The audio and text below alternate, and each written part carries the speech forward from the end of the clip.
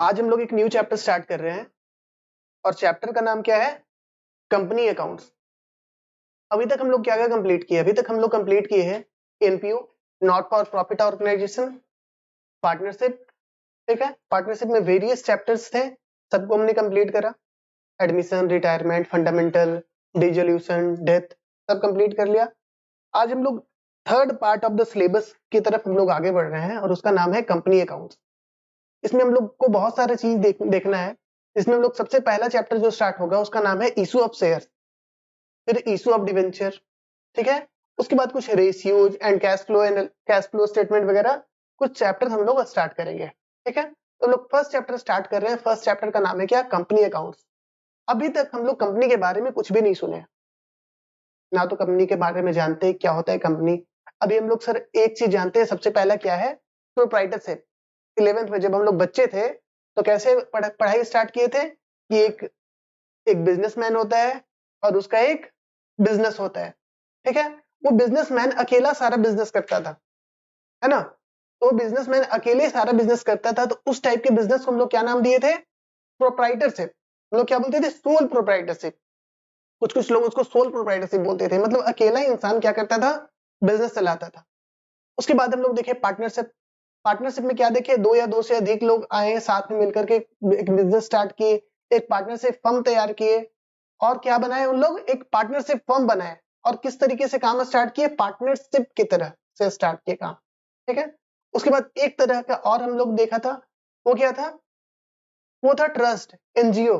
Sir NGO में क्या होता है? कुछ सोसाइटी के कुछ लोग एक साथ आते हैं और वेलफेयर का काम करते हैं। तो तीन टाइप की एंटिटी हम लोग ऑलरेडी देख चुके थे। पहला क्या था? Sole proprietorship. दूसरा क्या था? Partnership firm. और तीसरा क्या था? ट्रस्ट। हम लोग अब फोर्थ टाइप ऑफ एंटिटी आज पढ़ने वाले हैं, जिसका नाम क्या है? कंपनी। कंपनी में क्या होता है? कंपनी में क्या होता है कि कुछ group of person, association of person, कुछ लोग आते हैं, आपस में ज्वाइन करते हैं और सब लोग मिल करके बिजनेस स्टार्ट करते हैं। सर जैसे जैसे एक छोटा सा बिजनेस मेरे को खोलना रहेगा, सपोज मेरे को एक छोटा सा बिजनेस खोलना है। सपोज इसमें बिजनेस का कैपिटल का रिक्वायरमेंट है 5 लाख रुपए और 10 लाख रुपए। तो मैं क्यों आप लोग से पूछूंगा कि मेरे साथ बिजनेस करोगे या नहीं करोगे? मैं अकेला जाऊंगा, एक दुकान खोलूंगा, उसमें 5 लाख का स्टॉक लगाऊंगा, बिजनेस स्टार्ट कर लूंगा। ठीक है, ऐसे ही तो लोग most of the Indian business जो है इंडिया में, वो इसी तरीके से बिजनेस चलता है। सब लोग अपना अपना एक दुकान खोले हुए बैठे हुए दुकान अपना चला रहे हैं मस्ती से। ठीक है, तो अगर वही 10 लाख की जगह बिजनेस में कैपिटल का रिक्वायरमेंट ज्यादा होता, अगर बिजनेस में कैपिटल का रिक्वायरमेंट ज्यादा या बिजनेस में मेहनत करने वाले लोगों का रिक्वायरमेंट ज्यादा होता, सपोज 50 लाख रुपए का जरूरत होता, तो हम लोग क्या करते? 50 लाख या 25 लाख का जरूरत होता तो हम लोग क्या होते? आपस में एक दो फ्रेंड से पूछते हैं कि भाई देखना 30 लाख का रिक्वायरमेंट है, अगर हम लोग मिलकर के बिजनेस करेंगे तो बहुत अच्छा बिजनेस होगा, और एक पार्टनरशिप फर्म बना लेंगे और उसमें क्या करेंगे? प्रॉफिट शेयर करेंगे। इसी तरीके से प्रैक्टिकली काम हो रहा है। ठीक है, बट अगर और ऊपर लेवल पे जाएं, सपोज 2 करोड़ का रिक्वायरमेंट है, मेरे को कितने का रिक्वायरमेंट है? 2 करोड़। अब मैं तीन क्या, अब मैं अपने सारे दोस्तों को इकट्ठा कर लूंगा तभी 2 करोड़ नहीं आएगा, है ना? अब मैं सारे अपने दोस्तों को इकट्ठा कर लूंगा तब भी मेरे को हो सकता है कि मेरे को 2 करोड़ रुपया अरेंज ना हो पाए। तो जब तक 2 करोड़ अरेंज नहीं हो पाएगा तब तक मैं बिजनेस कर पाऊंगा या नहीं कर पाऊंगा? तो इन सारी परेशानियों के को खत्म करने के लिए एक नई टाइप की एंटिटी का जरूरत पड़ा। उस एंटिटी का नाम क्या पड़ा? कंपनी। इसमें क्या होता है? इसमें ग्रुप ऑफ पर्सन मतलब कि नंबर्स ऑफ पर्सन, मतलब ढेर सारे लोग आपस में मिलते हैं और एक कंपनी का निर्माण करते हैं। ठीक है, और इनके प्रॉफिट भी कौन शेयर करते हैं? ये सारे लोग मिलके। ग्रुप ऑफ पर्सन बोले का मतलब association of person, different type of different लोग हैं, वो एक साथ आते हैं और एक कंपनी फॉर्म करते हैं और उस कंपनी को चलाते हैं, और प्रॉफिट कौन शेयर करेगा? वही कंपनी शेयर करेगा। आप लोग को मैंने एक नोट्स दिया था, आई होप सबने नोट्स प्रिंट आउट करवा लिया है। इस नोट्स में हम लोग को कुछ भी लिखने का जरूरत नहीं है। एटलीस्ट जो हम लोग थ्योरी नोट्स वगैरह लिखवाते थे कि ये लिखो हम यहाँ पे बैठ करके लिखवाते थे, अब वो सब खत्म। कंपनी अकाउंट्स में जितना भी लिखवाना है हम ऑलरेडी सब कुछ लिख करके इस हैंड नोट्स में आपको दे दिए। हम डिस्कशन करेंगे और बिजनेस स्टार्ट मतलब कि पढ़ाई स्टार्ट करेंगे। ठीक है, क्या है कंपनी? क्या है? सपोज यहाँ पे डिफरेंट एक कंपनी है, ये कंपनी बना कैसे? नंबर्स ऑफ पर्सन, ये कंपनी को स्टार्ट करने के, एक बिजनेस को स्टार्ट करने के लिए रिक्वायरमेंट कितना है? 2 करोड़ का रिक्वायरमेंट है। 2 करोड़ में कितना जीरो होता है सर? 2 करोड़ में 7 जीरो होता है, 6 बोल रहे हैं लोग, ठीक है। 2 करोड़ में कितना जीरो होता है? 7 जीरो होता है। तो मेरे को बिजनेस स्टार्ट करना था, बिजनेस में रिक्वायरमेंट कितने का था? 2 करोड़ का रिक्वायरमेंट था। अब 2 करोड़ का रिक्वायरमेंट क्या एक बंदा दे सकता है क्या? एक बंदा नहीं दे सकता है। तो मैंने क्या किया, एसोसिएशन ऑफ पर्सन, कुछ लोगों को अपने साथ इकट्ठा करा। कुछ लोगों को क्या करा? अपने साथ इकट्ठा करा। मान के चलो यार 100 लोग हैं। 100 लोग क्या हुए? आपस में मिले और मिल करके एक कंपनी का इनकॉर्पोरेशन करे, ठीक है, कंपनी बनाए। सर 2 करोड़ रुपए कोई एक इंसान तो नहीं दे पाएगा। इस 2 करोड़ को हम छोटे छोटे पार्ट में बांटेंगे, ठीक है। ये 2 करोड़ को हम लोग क्या किए? छोटे छोटे पार्ट में बांटे। तो 2 लाख पार्ट में बांटे इंटू 100 ईच। अब 2 करोड़ को मैंने छोटे छोटे शेयर्स में बांट दिया, छोटे छोटे शेयर्स में बांट दिया। ये शेयर मतलब क्या है? कैपिटल का ही क्या हो गया? वो पार्ट हो गया। अब कोई 2 करोड़ तो नहीं दे सकता था, लेकिन अगर मैं आपसे बोलूंगा कि एक शेयर, कंपनी का एक शेयर आपको मिलेगा और आपको 100 रुपए देना पड़ेगा, तो हो सकता है बहुत लोग आप मेरे साथ आ जाए। यहाँ एक शेयर का ही तो बात है, चल मेरे को 10 शेयर दे दे, मेरे को 20 शेयर दे दे, 100 रुपए के मल्टीप्लीकेशन में वो लोग पैसे दे देंगे। तो वैसे ही क्या हुआ, हम लोग शेयर, हम अपने कैपिटल को कितने पार्ट में बांट दिए? 2 लाख पार्ट में बांट दिए। कितने पार्ट में बांट दिए? 2 लाख पार्ट में बांट दिए। और एवरी पार्ट, एवरी यूनिट कितने रुपए का है? 100 रुपए का है। तो इसको क्या बोलते हैं? Share capital. टोटल कैपिटल मेरे को रिक्वायरमेंट कितना है? 2 लाख रुपया। और वो कैसे बट गया? छोटे छोटे टुकड़े में बट गया। और एवरी टुकड़ा, एवरी पार्ट को हम लोग क्या बोले? शेयर बोले, ठीक है।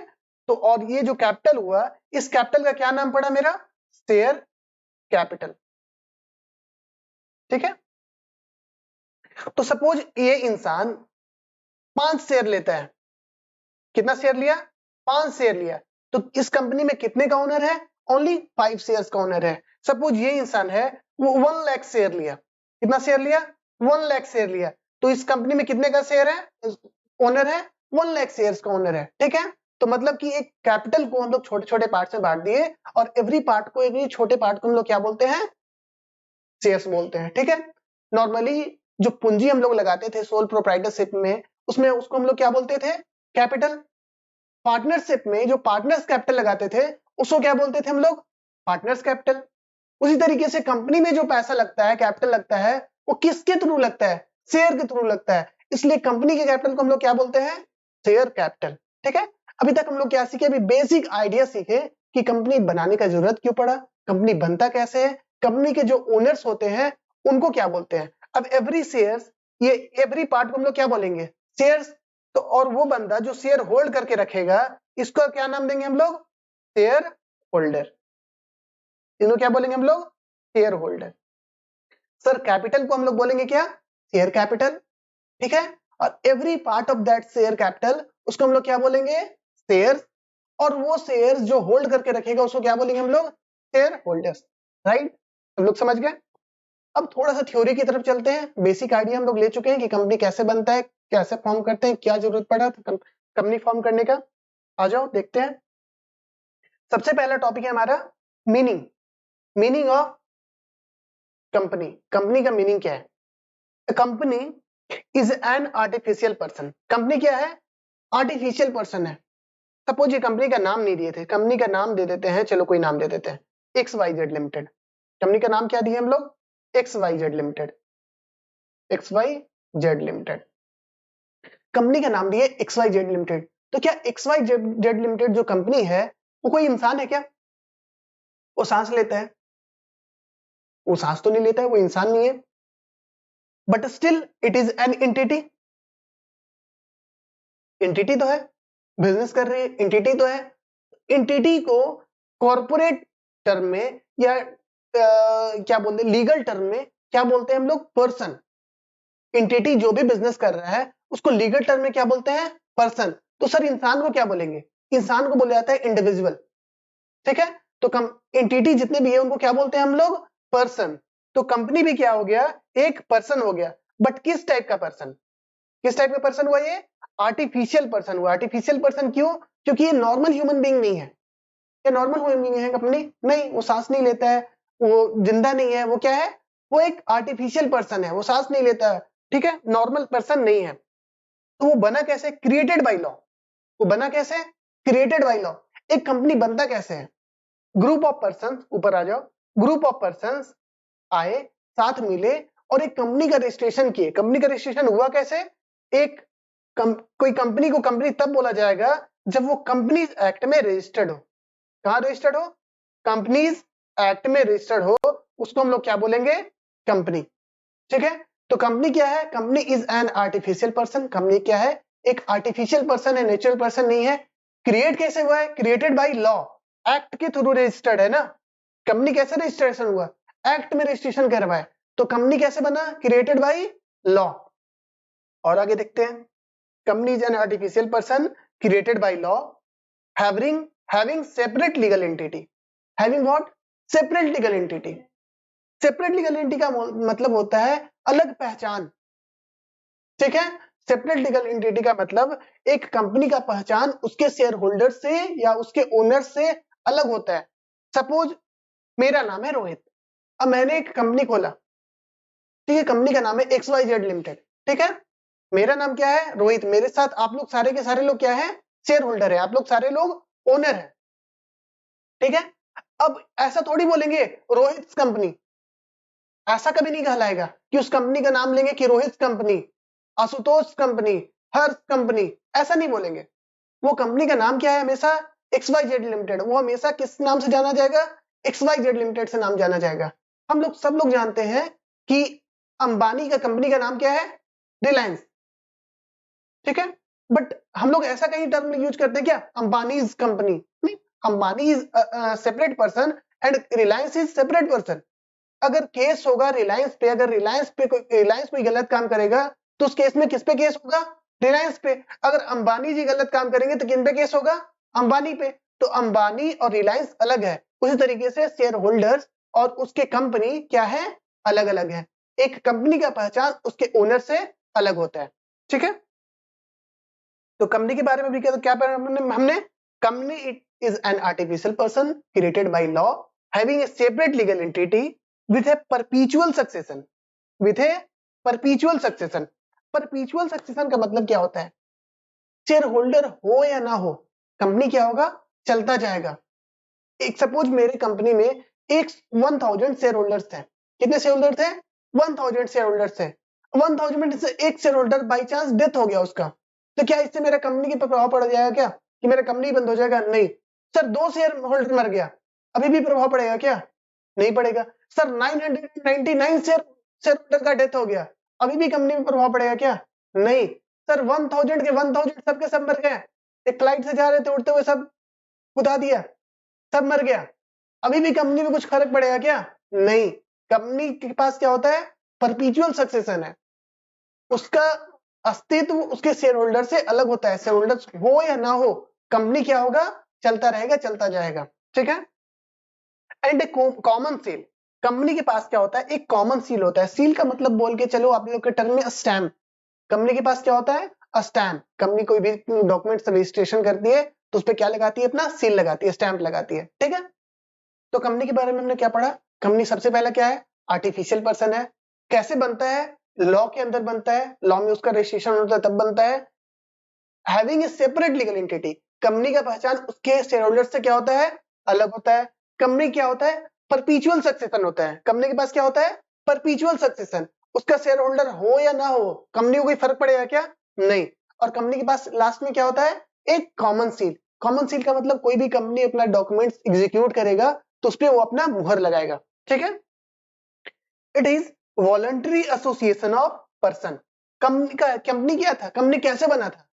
एसोसिएशन ऑफ पर्सन, कुछ लोग मिले थे आपस में और मिल करके रजिस्ट्रेशन किए थे। किस चीज का? कंपनी का। तो कंपनी क्या है? एक एसोसिएशन ऑफ पर्सन है। ठीक है, form for some common purpose. बना किस लिए था? एक कॉमन पर्पस के लिए बना था। सब लोग मिलकर किस लिए कंपनी बनाए थे? कि एक बिजनेस करेंगे, अब बिजनेस से प्रॉफिट होगा, और प्रॉफिट में किसका हिस्सा होगा? जो लोग कंपनी खोले थे। ठीक है, तो कंपनी बनता कैसे है? Group of person, association of person एक साथ जुड़ते हैं जिनका एक कॉमन पर्पस होता है। कॉमन पर्पस क्या होता है? प्रॉफिट जनरेट करना। ठीक है, capital of this type of organization are divided between these persons in transferable shares. इनका जो कैपिटल होता है किन में बटा हुआ होता है? ये एसोसिएशन ऑफ पर्सन के बीच में बटा हुआ होता है। किसके थ्रू बटा हुआ होता है? शेयर्स के थ्रू बटा हुआ होता है। ये बात हम ऑलरेडी बता दिए हैं कि कंपनी का जो कैपिटल होता है किसमें बटा हुआ होता है? उनके एसोसिएशन जो पर्सन जिन लोगों ने मिलकर कंपनी खोला उनके बीच में बटा होता है। और किसके थ्रू बटा हुआ होता है? वो शेयर के थ्रू बटा हुआ होता है। तो वो शेयर्स होता है ना, सपोज हमने किसी कंपनी का एक शेयर खरीदा तो वो ट्रांसफरेबल होता है। ट्रांसफरेबल मतलब आज मेरे पास है, हम चाहे तो इसको बेच सकते हैं, ये चाहे तो उसको बेच सकती है। मतलब वो क्या होता है? हो सकता है शेयर ट्रांसफर होते रहता है, हो सकता है। ठीक है, तो कंपनी का जो कैपिटल होता है वो उसके ओनर्स के बीच में डिवाइडेड होता है। किसके थ्रू? ट्रांसफरेबल शेयर्स के थ्रू डिवाइडेड होता है। ठीक है, आगे चलते हैं। अब आता है कंपनी का फीचर्स। कंपनी में क्या क्या फीचर्स है, कंपनी का फीचर्स क्या क्या है? तो बहुत सारे फीचर्स तो हम लोग ऑलरेडी डिस्कस कर चुके हैं। सबसे पहला फीचर क्या है? Association of person. आप लोग लिखते चलेंगे, अगर कोई हम इंपॉर्टेंट बात बताएं तो आप लोग लिखते चलेंगे, अंडरलाइन करते चलेंगे, जिससे पता चले कि आप लोग का पढ़ाई हो रहा है। ठीक है, सबसे पहला कंपनी का फीचर्स क्या है? Artificial person. ऑलरेडी डिस्कस कर लिए बहुत बढ़िया से कि कंपनी एक नेचुरल पर्सन नहीं होता है। किस तरीके से, कैसे वो जिन बना हुआ होता है? वो लॉ के अंडर बना हुआ होता है, वो एक इंसान नहीं होता है।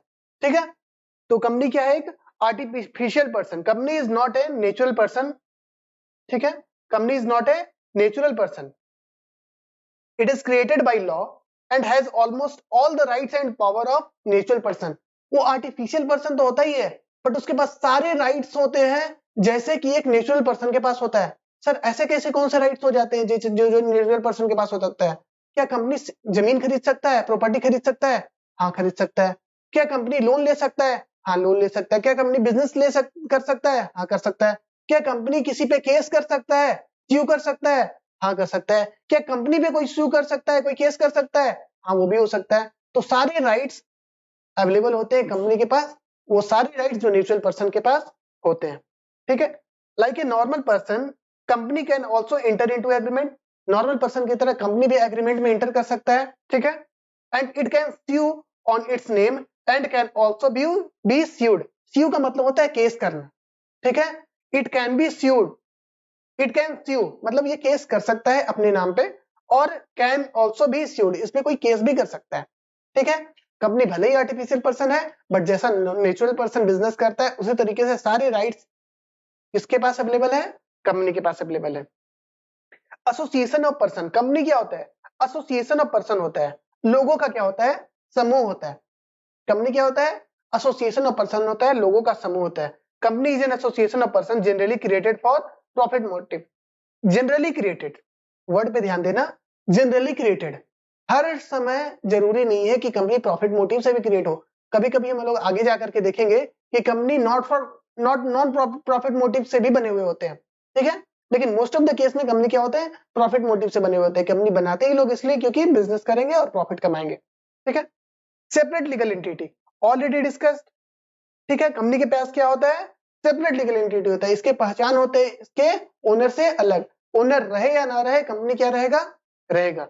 ठीक है, a company has separate existence distinct from its member. उनके मेंबर से अलग उनका क्या होता है? अलग पहचान होता है।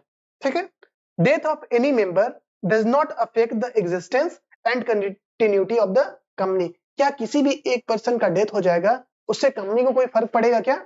कोई फर्क नहीं पड़ेगा। फोर्थ पॉइंट क्या है? Limited liability.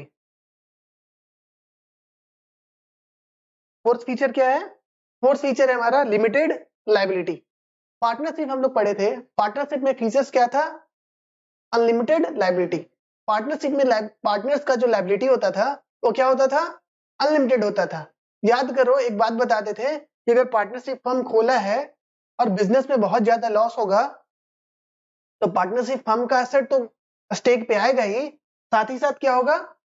उसका इंडिविजुअल एसेट्स है वो भी स्टेक पे आएगा। कोई क्रेडिटर्स है उसका इंडिविजुअल प्रॉपर्टी भी उठा करके लेके जा सकता था। तो पार्टनरशिप फर्म में क्या हुआ करता था? अनलिमिटेड लायबिलिटी हुआ करता था। लेकिन कंपनी के केस में क्या है? Liability is limited, limited towards it's nominal capital. आगे जाकर के देखेंगे लिमिटेड कहां तक लिमिटेड। ठीक है, वो हम लोग आगे जाकर के देखेंगे। ठीक है, लेकिन अभी तक हम लोग क्या देखें कि पार्टनरशिप फर्म में जो शेयर होल्डर्स हैं, जो ओनर्स हैं, उनके लायबिलिटी क्या होता है? लिमिटेड हो। ठीक है, चलो देखते हैं। Liability of share holders are, liability of share holders are limited to the extent of face value. लिखा हुआ है लिमिटेड कहां तक है, फेस वैल्यू तक लिमिटेड है। अब सर फेस वैल्यू क्या होता है वो हम आने वाले क्लासेस में देखेंगे, लेकिन अभी तक हम लोग क्या सीखे कि जो भी शेयर होल्डर्स होते हैं, जो भी ओनर्स होते हैं, उनकी लायबिलिटी कहां तक लिमिटेड होती है, उनके फेस वैल्यू तक लिमिटेड होती है।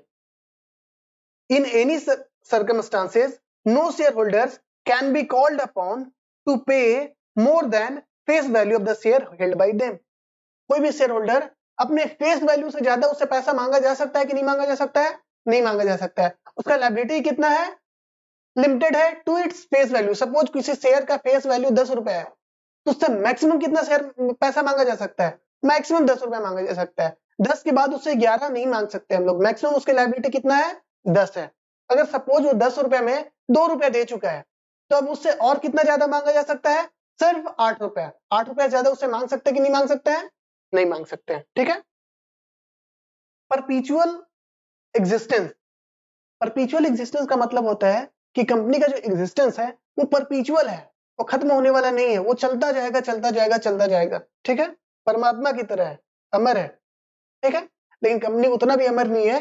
कंपनी के जो लोग कंपनी स्टार्ट किए हैं, वो लोग चाहे तो जिस तरीके से कंपनी को स्टार्ट किए हैं उसी तरीके से कंपनी को क्या कर सकते हैं, बंद भी कर सकते हैं। ठीक है। ठीक है। तो कंपनी को जब तक बंद ना किया जाए, बंद कैसे होगा, जिस तरीके से रजिस्ट्रेशन हुआ था उसी तरीके से उसी एक्ट में जाकर के हम लोग उसका रजिस्ट्रेशन जब तक कैंसिल नहीं करवाएंगे तब तक कंपनी क्या होते रहेगा, चलता रहेगा। ठीक है। A company has independent and separate existence. Company के पास होता है इंडिपेंडेंट है, कंपनी क्या है, इंडिपेंडेंट है किससे, अपने शेयर होल्डर से, शेयर होल्डर से अलग है, और सेपरेट उसका एग्जिस्टेंस है, distinct from its member and share holder. अपने शेयर होल्डर से उसका अलग पहचान है, वो इंडिपेंडेंट है। ठीक है। Even death of any member does not affect the continuity and existence of the company। एक ही बात बार बार बोल रहा है क्योंकि फीचर से पढ़ रहे हैं, मीनिंग का कुछ पार्ट तो फीचर्स में आएगा ही। ठीक है। Incorporated body. कंपनी क्या होता है, इनकॉर्पोरेटेड बॉडी है। कंपनी क्या है, इनकॉर्पोरेटेड बॉडी है। और अभी तक हम लोग क्या बताएं आपको कि कंपनी का रजिस्ट्रेशन इनकॉर्पोरेशन होता कहां है, कंपनीज एक्ट में। ठीक है। कौन सा companies act sir, companies act 2013। Company का रजिस्ट्रेशन कहाँ होता है, कंपनीज एक्ट 2013। और 2013 से पहले एक और एक्ट था, कंपनीज एक्ट 1956। ठीक है। तो कंपनी का रजिस्ट्रेशन कहाँ कहाँ होता है, अभी तो 2000 कंपनीज एक्ट 2013 में रजिस्ट्रेशन हो रहा है, और उससे पहले कंपनी कहाँ रजिस्ट्रेशन हुआ करता था, कंपनीज एक्ट 1956। तो कोई भी कंपनी जो कहीं भी रजिस्टर्ड हो, कंपनीज एक्ट 1956 में रजिस्टर्ड हो या कंपनीज एक्ट 2013 में रजिस्टर्ड हो, उसको क्या बोलेंगे हम लोग, कंपनी बोलेंगे। ठीक है। नेक्स्ट फीचर है divisible capital. Divisible capital, company का जो कैपिटल होता है क्या होता है कि डिविजिबल होता है, बटा हुआ होता है छोटे छोटे पार्ट्स में, और एवरी छोटे पार्ट्स को क्या बोलते हैं हम लोग, शेयर्स बोलते हैं। तो कंपनी का एक फीचर और क्या है कि इसका जो कैपिटल होता है वो डिविजिबल होता है, मतलब छोटे छोटे पार्ट्स में बटा हुआ होता है। Capital of the company is divided into numbers of shares. Company के कैपिटल किस में डिवाइडेड होते हैं, नंबर्स ऑफ शेयर्स में डिवाइडेड होते हैं। And owner of those shares are called share holders. ठीक है। ऑलरेडी डिस्कस कर चुके हैं हम लोग ये बात। ट्रांसफरेबिलिटी ऑफ शेयर्स, ये भी बात हम लोग ऑलरेडी कर चुके हैं कि जो शेयर्स होता है वो क्या होता है, ट्रांसफरेबल होता है। एक इंसान से अब चाहे तो अपना शेयर किसी और को ट्रांसफर कर सकता है। ठीक है। तो shares of the companies are easily transferable through stock market, not always stock market, और थ्रू अदर मीन्स, और थ्रू अदर मीन्स। जरूरी नहीं है कि सिर्फ शेयर मार्केट के थ्रू ही ये ट्रांसफर हो, प्राइवेटली ट्रांसफर भी अगर करना चाहे कोई शेयर होल्डर अपने शेयर्स का तो वो ट्रांसफर हो सकता है। ठीक है। 9th number point, important point, और यही पॉइंट ऐसा है कि जिसके वजह से कंपनी को हम लोग अलग तरीके से देखते हैं, बाकी सारे एंटिटी के तरह नहीं देखते हैं। कंपनी को क्या करते हैं हम लोग, अलग तरीके से देखते हैं। ये क्या है, रिप्रेजेंटेटिव मैनेजमेंट। क्या है, रिप्रेजेंटेटिव मैनेजमेंट। देखो कहीं ऊपर नीचे जगह छोड़े, हाँ यहाँ जगह छोड़े। चलो यहाँ पे थोड़ा बात करते हैं। ये क्या है, कंपनी।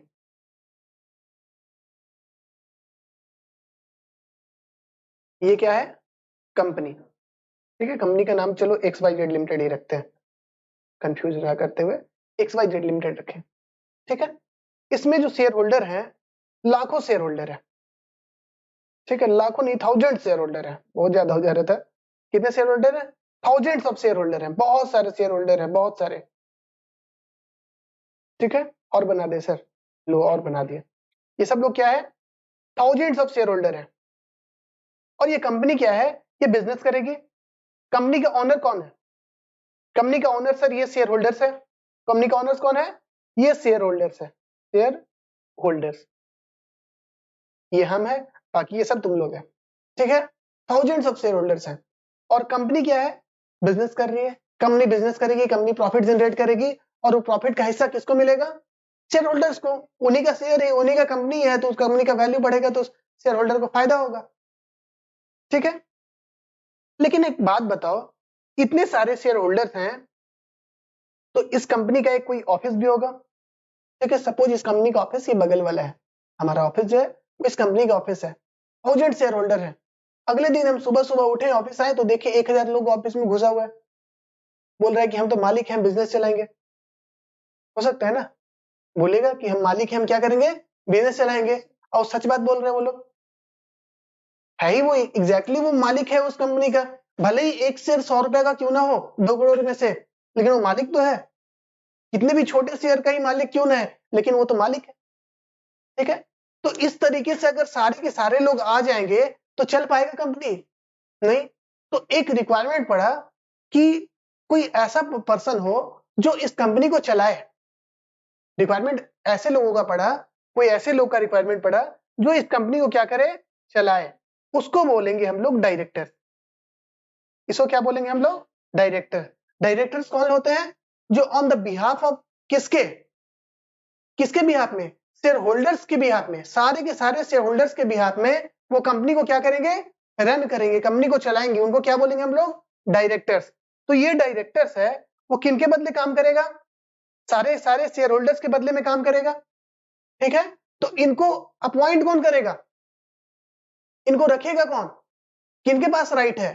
अगर शेयर होल्डर के बदले काम कर रहा है वो, तो राइट किसके पास है? शेयर होल्डर के पास राइट है कि आपस में ये शेयर होल्डर मिलके किसको इलेक्ट करेगा? इलेक्ट करेगा डायरेक्टर्स को। और डायरेक्टर्स क्या करेगा? इस बिजनेस को चलाएगा। तो इनको क्या बोलते हैं? Representative management. ये मैनेजमेंट है, वो रिप्रेजेंट किनको कर रहे हैं? रिप्रेजेंट कर रहे हैं शेयर होल्डर को, ठीक है, क्योंकि बिजनेस किसका है? शेयर होल्डर को है, शेयर होल्डर का है, ठीक है। तो डायरेक्टर कौन होते हैं? डायरेक्टर्स होते हैं एक रिप्रेजेंटेटिव मैनेजमेंट होते हैं, जो किनके बिहाफ में बिजनेस करते हैं? शेयर होल्डर के बिहाफ में बिजनेस करते हैं, ठीक है। ऐसा हमने कहीं नहीं देखा था।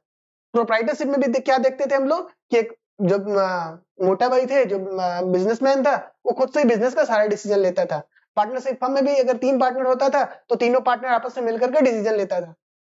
इन कंपनी केस में क्या सारे के सारे डायरेक्ट शेयर होल्डर्स एक बार में बिजनेस चला सकते हैं क्या? प्रैक्टिकली पॉसिबल ही नहीं है। दोनों लड़ भिड़ जाएंगे, पता चला कि ऑफिस में खून खराबा हो गया, ठीक है। तो वो लोग क्या करेंगे? आपस में मिल करके कुछ लोगों को इलेक्ट करेंगे, किसके लिए? बिजनेस को रन करने के लिए, ठीक है।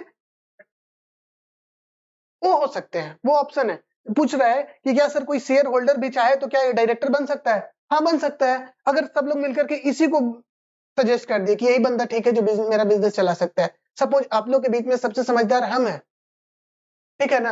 अगर आप लोग बीच में सबसे समझदार हम है तो तुम लोग बोलेगा ना, भाई जब रोहित सर है तो दूसरा कोई बिजनेस क्यों चलाएगा? रोहित सर को ही हम लोग क्या बनाएंगे? डायरेक्टर। अब तो ये लोग तुम लोग चाह रहे हैं ना, ठीक है। तो अगर तुम लोग चाहेगा तो हम भी डायरेक्टर बन सकते हैं। या तुम लोग को नहीं हो सकता, ये चोरी कर ले, किसी और को डायरेक्टर बनाते हैं जिसपे तुम लोग को ज्यादा विश्वास हो, ठीक है। तो कोई भी इंसान हो सकता है, शेयर होल्डर भी हो सकता है और अदर पर्सन भी हो सकता है, ठीक है। तो कहा हम लोग देखे थे? Representative management. Share holders of any company are large in number. अभी हम लोग देखे, अभी कितना सारा शेयर होल्डर था? 1000 शेयर होल्डर्स था। तो शेयर होल्डर्स कंपनी क्या होता है? लार्ज इन नंबर्स होता है, ढेर सारे होते हैं। तो it will be difficult for them to manage company collectively. साथ मिलकर के सब लोग एक साथ बिजनेस को मैनेज कर सकता है क्या? नहीं। Therefore they elect someone. क्या करेंगे? इलेक्ट करेंगे someone among themselves for the purpose of management of the company. आपस में मिलकर क्या करेंगे? किसी को इलेक्ट करेंगे और वो इंसान क्या करेगा? बिजनेस को रन करेगा। उसको क्या बोलते हैं हम लोग? डायरेक्टर्स। ठीक है, डायरेक्टर्स कौन होता है? जो बिजनेस को रन करता है, जो बिजनेस में डिसीजन लेता है। और शेयर होल्डर्स कौन होता है? रियल ओनर होता है। ठीक है, इलेक्ट करने का मतलब क्या होता है सर? इलेक्ट जैसे ही आया उसका मतलब क्या हुआ? वोट। आपस में मिलकर वोटिंग करेंगे कि किसको हायर किया जाए डायरेक्टर के तौर पे। ठीक है, उसके बाद क्या है? फीचर्स है कंपनी का कॉमन सील। उसके बाद क्या फीचर है? Common seal. कॉमन सील को कंपनी का ऑफिशियल सिग्नेचर बोला जाता है। कंपनी साइन कैसे करेगी? कॉमन सील के थ्रू कंपनी साइन करेगी। Any documents having common seal of the company is legally binding on the company. अगर किसी भी डॉक्यूमेंट्स में कंपनी का कॉमन सील लगा हुआ है, इसका मतलब वो डॉक्यूमेंट के अंदर वो कंपनी क्या है? बाइंडेड है, मतलब कि कंपनी उससे बंधा हुआ है उस डॉक्यूमेंट के अंदर। ठीक है, distinction between ownership and management. ठीक है, ये लोग कौन थे? ये लोग थे ओनर, और ये दोनों क्या थे? मैनेजमेंट देख रहे थे। मतलब शेयर ओनर्स कौन है कंपनी का? Share holders. और कंपनी को मैनेज कौन करता है? डायरेक्टर्स। ठीक है, since the members of shareholders are very large, it will be difficult for them to manage the operation of the company। वही बात फिर से बोल रहा है, क्योंकि वही बात ही है। क्या नया नया बात कहां से बोलेगा? Due to this there is a need of separate management personal in the company. क्योंकि कंपनी में शेयर होल्डर्स बहुत सारे हो सकते हैं, तो अकेले सारे के सारे मिलकर के मैनेज नहीं कर सकते हैं। इसलिए किनका जरूरत पड़ता है कंपनी को चलाने के लिए?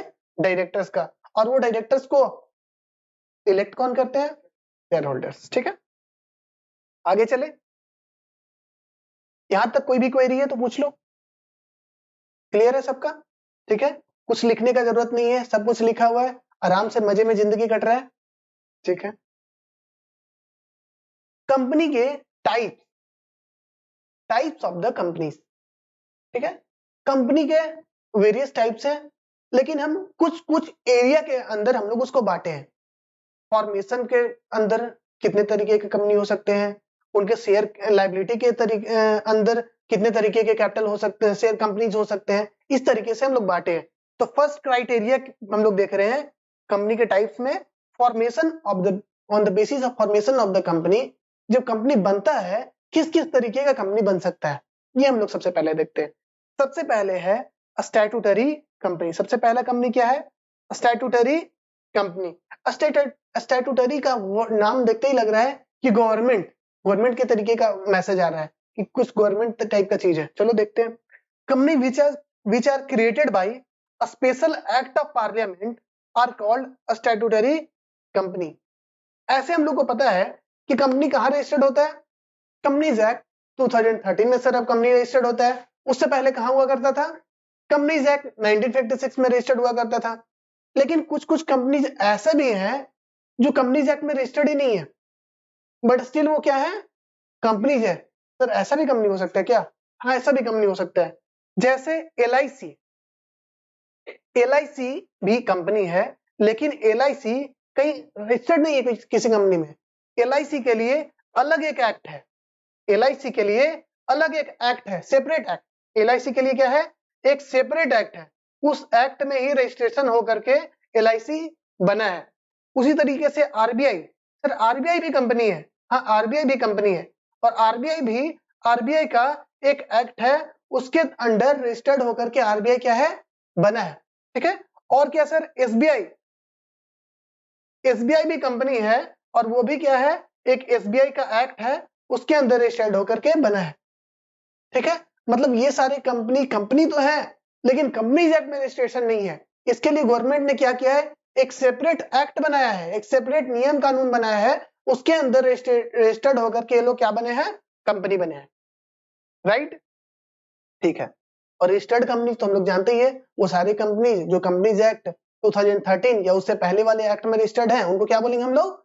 Registered companies. ठीक है, जैसे रिलायंस जो भी कंपनीज है, रिलायंस हो गया, टाटा हो गया, वो सब का क्या है? हमारे रजिस्टर्ड कंपनी है। वो कंपनीज एक्ट में ही प्रॉपरली रजिस्टर्ड होकर के कंपनी बना है।